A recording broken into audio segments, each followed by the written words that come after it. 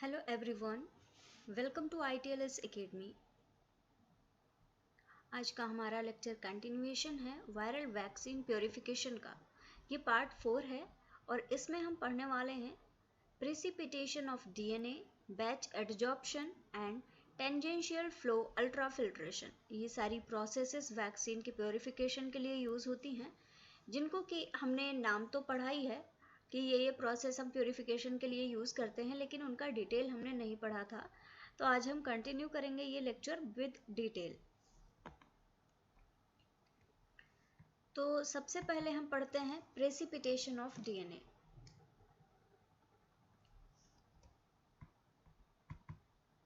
Selective precipitation of DNA appears to be an attractive choice for the early depletion of host cell DNA. DNA का precipitation करा रहे। Precipitation मतलब ये एक precipitate बनके एक क्लस्टर बनके आपको मिल जाएगा। तो जो सेलेक्टिव प्रेसिपिटेशन है डीएनए का, ये एक अट्रैक्टिव चॉइस है। ये इसलिए अट्रैक्टिव होती है क्योंकि जैसे ही सेल का डिसरप्शन हो रहा है, तो अर्ली डिप्लीशन के बाद में सेल्स ब्रेक हो गई, उसके बाद में यहाँ से जो डीएनए निकल रहा है उसको कलेक्ट करने के लिए प्रेसिपिटेशन या सेलेक्टिव प्रेसिपिटेशन एक बेहतर चॉइस है, क्योंकि इसमें आपका सारा डीएनए इकट्ठा हो जाता है एक क्लस्टर के फॉर्म में, एक प्रेसिपिटेट या कह सकते हैं कि पेलेट के फॉर्म में मिलता है। लेकिन ये चीज़ ध्यान रखने वाली होगी कि ये उतना ज़्यादा प्योर फॉर्म में नहीं होता, क्योंकि डीएनए आया है तो इसके साथ में जो सेल ब्रेक हुई है उसके कुछ पार्ट्स भी हो सकते हैं, या फिर कुछ सेल से जो ऑर्गेनेल्स हैं या जो कुछ और मटेरियल जो सेल का निकला हुआ है वो भी हो सकता है। तो बहुत ज़्यादा प्योर नहीं होते हुए भी ये सेलेक्टिव प्रेसिपिटेट बन जाता है। आपको ये पता होता है कि जो मैटर, जो पेलेट आपको मिला है उसमें मैक्सिमम पार्ट आपके डीएनए का ही है। As it is simple to conduct and comparably inexpensive. ये जो सेलेक्टिव प्रेसिपिटेशन होता है बहुत सिंपल प्रोसेस है। नॉर्मली आप सेंट्रीफ्यूज करके भी प्रेसिपिटेट करवा सकते हैं और बहुत कम एक्सपेंसिव होती है, बहुत ज़्यादा कॉस्ट भी इसकी नहीं होती है। It can be implemented either as an additional clearance step right after primary clarification और later in the process under more defined conditions. इसको या तो एक एडिशनल स्टेप की तरह यूज़ कर सकते हैं कि प्राइमरी क्लेरिफिकेशन हो गया है, आपको क्लियर होकर डीएनए मिल गया है, अब आपको सिर्फ प्रेसिपिटेट करवाना है, तो एक एडिशनल मेथड की तरह इसको यूज़ कर लिया।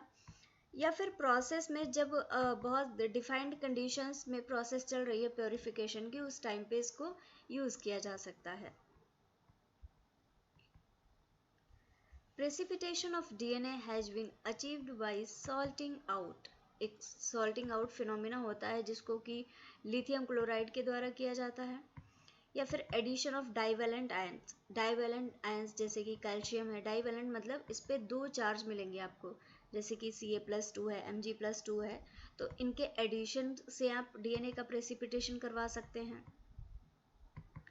अल्कोहल्स की मदद से डीएनए का प्रेसिपिटेशन हो सकता है।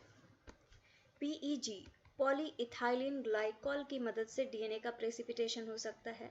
डिटर्जेंट्स का यूज़ किया जा सकता है।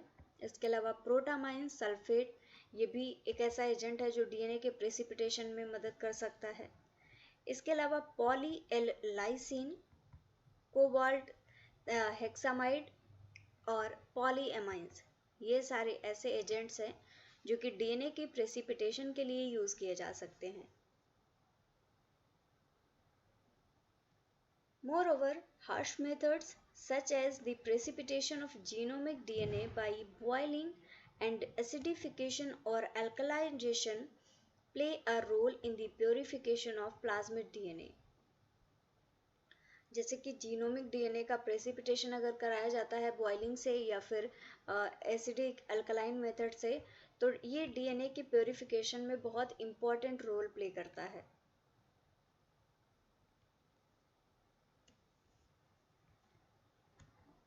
Crucial for the performance of DNA clearance options is the selectivity of precipitating agent and operation under mild conditions that are compatible with the product. अगर डीएनए का प्रेसिपिटेशन कराया जा रहा है तो उस कंडीशन में ये नेसेसरी हो जाता है कि सारी जो कंडीशंस हैं वो ऐसी कंडीशंस होनी चाहिए जिसमें कि प्रोसेस ऑप्टिमल रेट पे चल सके।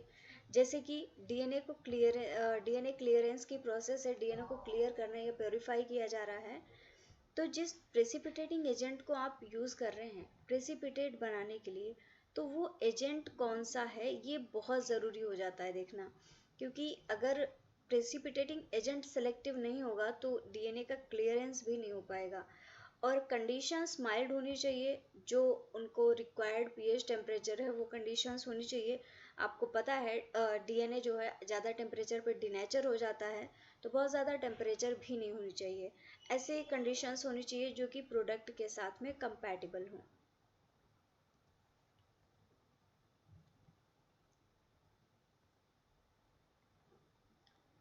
The residual content of DNA after precipitation primarily depends on phase separation. जो रेजिडुअल कंटेंट होता है डीएनए का वो प्रेसिपिटेशन के बाद में कैसा होगा ये डिपेंड करेगा कि फेज सेपरेशन कैसा हुआ है। कि अगर सेंट्रीफ्यूज के बाद में कलेक्ट हुआ है अलग अलग फेज में, तो उसको आप कैसे सेपरेट कर पा रहे हैं इस पे भी डिपेंड करेगा कि कितना आपको डीएनए मिलने वाला है। Moreover, the size of aggregates and the method of solid separation are equally important. Size of aggregates जो आपका precipitate बना है उनका size क्या है, और उस solid precipitate को separate करने के लिए आपने method कौन सा use किया है, ये भी बहुत important हो जाता है DNA content को collect करने के लिए।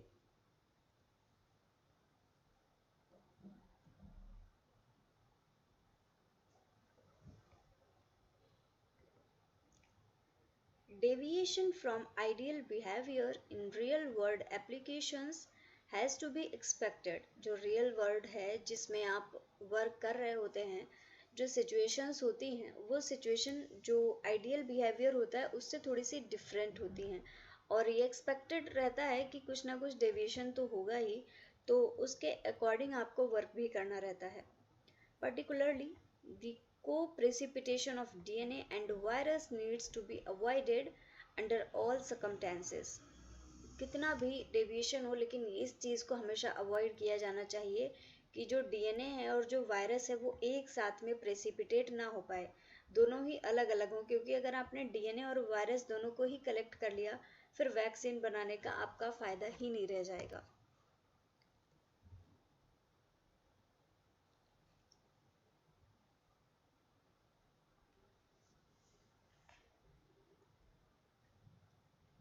नेक्स्ट प्रोसेस है batch adsorption. Batch adsorption is an alternative to the precipitation of virions। Virions के precipitation के लिए एक alternative method है batch adsorption। Virions को precipitate कराया जाता है जब solution से, तो इसके लिए batch adsorption की process use होती है। Is adsorption to the surface of suitable adsorbent। Adsorbent एक ऐसी सरफेस होती है जहाँ पे कोई भी मॉलिक्यूल आके चिपक जाते हैं, कुछ इस तरीके से एडहेयर हो जाते हैं इसकी सरफेस पे।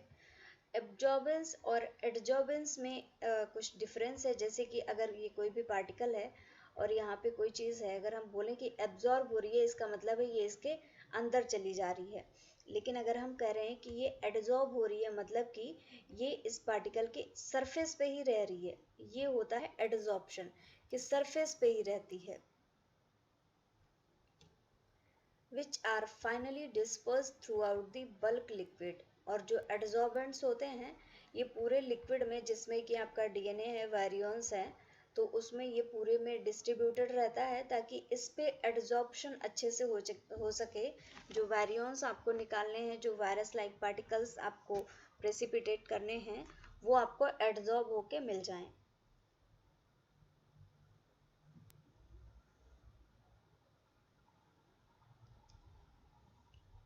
In a second step, the adsorbent is recollected and virions are eluted under appropriate conditions।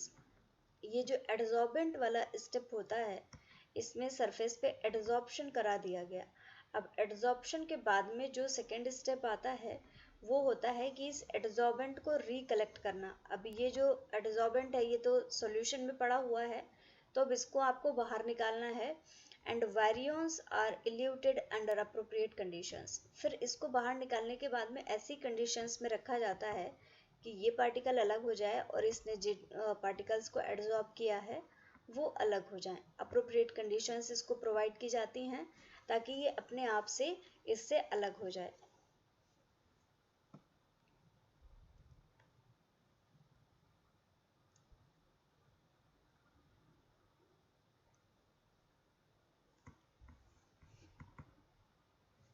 In principle, batch adsorption can be regarded as an efficient chromatography step।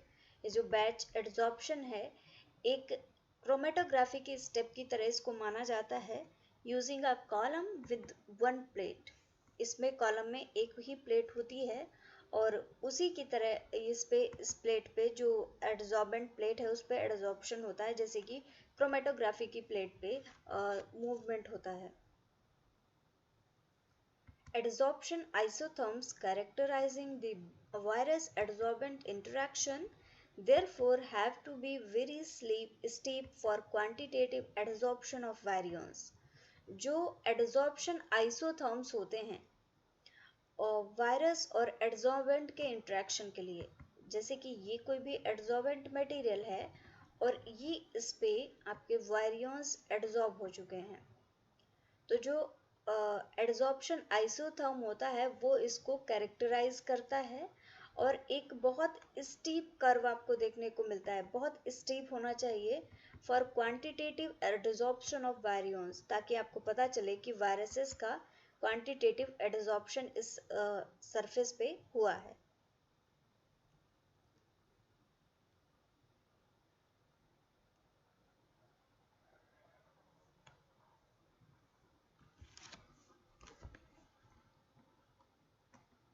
Moreover, adsorbent have to be fairly selective।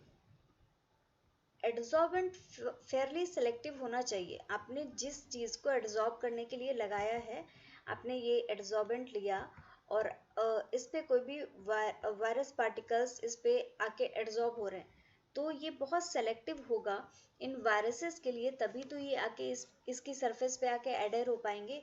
तो ये बहुत selective होना चाहिए।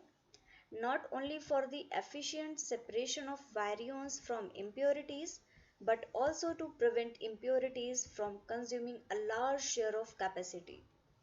अगर adsorbent अच्छी selectivity का होगा तो वो एफिशिएंट सेपरेशन करवाएगा, क्योंकि ये बहुत सारे वायरियंस को एब्जॉर्ब कर लेगा।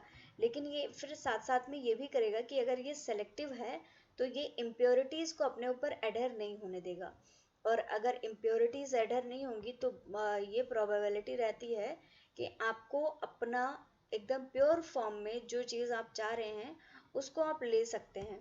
तो यहाँ पे इम्प्योरिटीज़ का प्रिवेंशन हो जाएगा। और जो आपने जैसे कि अपने ये वायरस पार्टिकल्स सेपरेट कर लिए हैं तो इनकी कुछ कैपेसिटी होगी, तो ये कैपेसिटी अच्छी होगी, क्योंकि अगर इसमें इम्प्योरिटीज़ नहीं है, सारे के सारे वायरस पार्टिकल्स ही हैं, तो वो अपना फंक्शन करेंगे। लेकिन अगर इसमें इम्प्योरिटीज़ आ गई हैं तो वो इम्प्योरिटीज़ तो फंक्शन नहीं करेंगे, तो फंक्शन करने की कैपेसिटी इनकी कम हो जाएगी।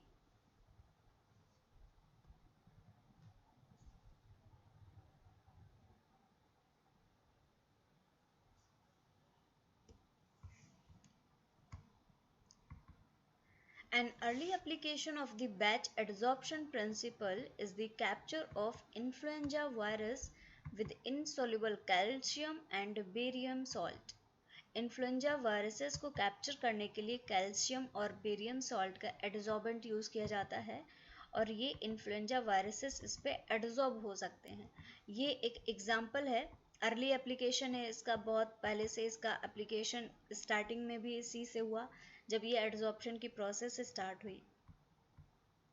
While soluble calcium ion was precipitated from solution by the addition of phosphate in the first case and insoluble BaSO4 directly added to the virus containing solution was used in the second case। अगर बात करें कि अब ये calcium है, barium, calcium barium salt का adsorbent है, इस पे वारियंस आपके अटैच्ड हैं। अब आपको क्या करना है, आपको सिर्फ वारियंस को लेना है। अब आपको ये जो कैल्शियम और बेरियम है इसको हटाना है। तो कैल्शियम को हटाने के लिए इसका प्रेसिपिटेट बना दिया जाता है फॉस्फेट को ऐड करके, ठीक है। और अगर बेरियम की बात करें तो बेरियम सल्फेट को ऐड कर दिया जाता है, जिसमें वायरस कंटेनिंग सॉल्यूशन होता है। जैसे ये बेरियम की प्लेट है और इस पे वायरसेस हैं, तो इसमें बेरियम सल्फेट को ऐड कर दिया गया। तो जैसे ही ये बेरियम सल्फेट ऐड होता है, ये जो वायरस पार्टिकल्स होते हैं इस प्लेट से अलग हो जाते हैं। तो इस तरीके से आपके वायरस पार्टिकल्स आपको अलग मिल जाते हैं और एड्सॉर्बेंट अलग हो जाता है।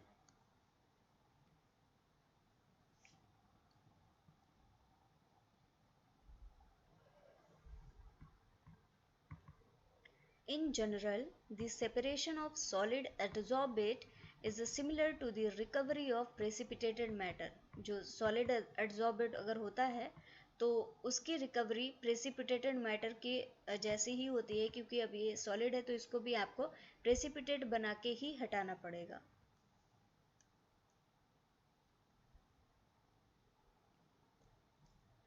अब आता है tangential flow ultrafiltration. Tangential flow filtration is a rapid and efficient method for separation and purification of biomolecules। Biomolecules के सेपरेशन के लिए, प्योरिफिकेशन के लिए टेंजेंशियल फ्लो अल्ट्राफिल्ट्रेशन का यूज़ किया जाता है। ये एक बहुत रैपिड और एक बहुत एफिशिएंट मेथड है। It can be applied to a wide range of biological fields such as immunology, protein chemistry, molecular biology, biochemistry and microbiology। ये जो टेंजेंशियल फ्लो अल्ट्राफिल्ट्रेशन है, इस मेथड को बहुत सारे बायोलॉजिकल फील्ड्स में यूज़ किया जाता है, चाहे वो इम्यूनोलॉजी हो, चाहे प्रोटीन केमिस्ट्री हो, मोलिकुलर बायोलॉजी, बायोकेमिस्ट्री और माइक्रोबायोलॉजी। इन सारी ही फील्ड्स में इस अल्ट्राफिल्ट्रेशन या फिल्ट्रेशन की प्रोसेस का यूज़ किया जाता है। Tangential flow ultrafiltration can nowadays probably be considered the default method for the concentrating virions। वारियंस को कंसंट्रेट करने के लिए या प्रेसिपिटेट बनाने के लिए इसको एक डिफ़ॉल्ट मेथड की तरह यूज़ किया जाता है। डिफ़ॉल्ट मतलब कि अगर कोई आप स्पेसिफिक मेथड नहीं यूज़ कर रहे हैं तो टेंजेंशियल फ्लो अल्ट्राफिल्ट्रेशन एक डिफ़ॉल्ट फॉर्म में है कि इसको तो आपको करना ही करना है। लेकिन अगर आप कोई दूसरा मेथड, सेलेक्टिव मेथड यूज़ कर रहे हैं तो इसको अवॉइड कर सकते हैं, नहीं तो ये डिफ़ॉल्ट मेथड के फॉर्म में प्रेजेंट रहेगा।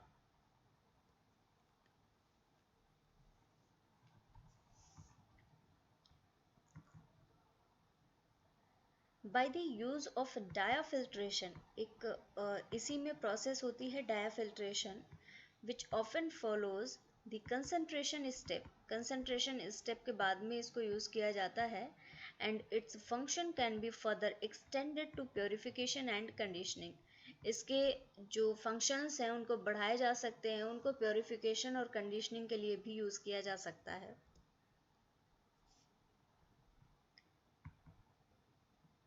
Since viral harvest are typically dilute, viral harvest जो होते हैं, जो वायरस आप प्रेसिपिटेट करके निकालते हैं, वो डाइल्यूट फॉर्म में होते हैं। That is concentration in the range of a few microgram पर ml।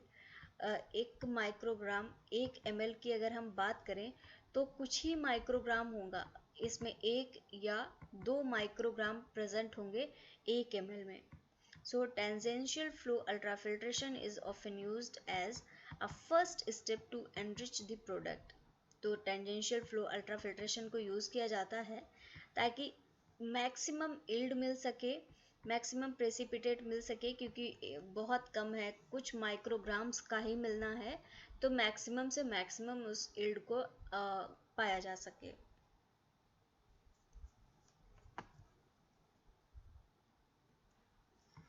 कुछ इस तरीके से प्रोसेस है। ये नॉर्मल फ्लो फिल्ट्रेशन है, ये टेंजेंशियल फ्लो फिल्ट्रेशन है। नॉर्मल में देख रहे हैं प्रेशर है, फीड फ्लो है और फिल्ट्रेशन है, सबका एक ही डायरेक्शन में फोर्स लग रहा है। जबकि जो टेंजेंशियल फ्लो फिल्ट्रेशन है, प्रेशर नीचे की तरफ है, फीड फ्लो अलग डायरेक्शन में है और फिल्टर अलग डायरेक्शन में हो रहा है। तो कुछ इस तरीके से नॉर्मल और टेंजेंशियल फ्लो फिल्ट्रेशन होता है। नॉर्मल फ्लो फिल्ट्रेशन में क्या होता है, uses cross flow to reduce buildup of retained components on the membrane surface। ये क्रॉस फ्लो का यूज करता है ताकि जो रिटेन्ड कंपोनेंट्स हैं मेम्ब्रेन की सरफेस पे उनको रिड्यूस किया जा सके। जबकि जो टेंजेंशियल फ्लो अल्ट्राफिल्ट्रेशन है, ये filtration allow filtration of high falling stream and high resolution और हाई फॉलिंग स्ट्रीम्स के फिल्ट्रेशंस को अलाउ करता है। So thank you very much everyone for watching this session. Follow करिए ITLS Academy को on various social media platforms including Instagram, Facebook, Twitter, YouTube, WhatsApp and LinkedIn. Subscribe करिए हमारी YouTube channel को। Thank you for watching. Like this video, share and subscribe to our YouTube channel. For any kind of help or query, you can call us on our helpline number 7080833450. or you can also visit on our website www.itlsacademy.com। अगर आपको कोई doubt है, topic से related कोई question है, तो आप comment section में कमेंट करके भी पूछ सकते हैं या फिर आप हमारे हेल्पलाइन नंबर पे भी कॉल कर सकते हैं। So again thank you very much everyone, thank you for watching this lecture.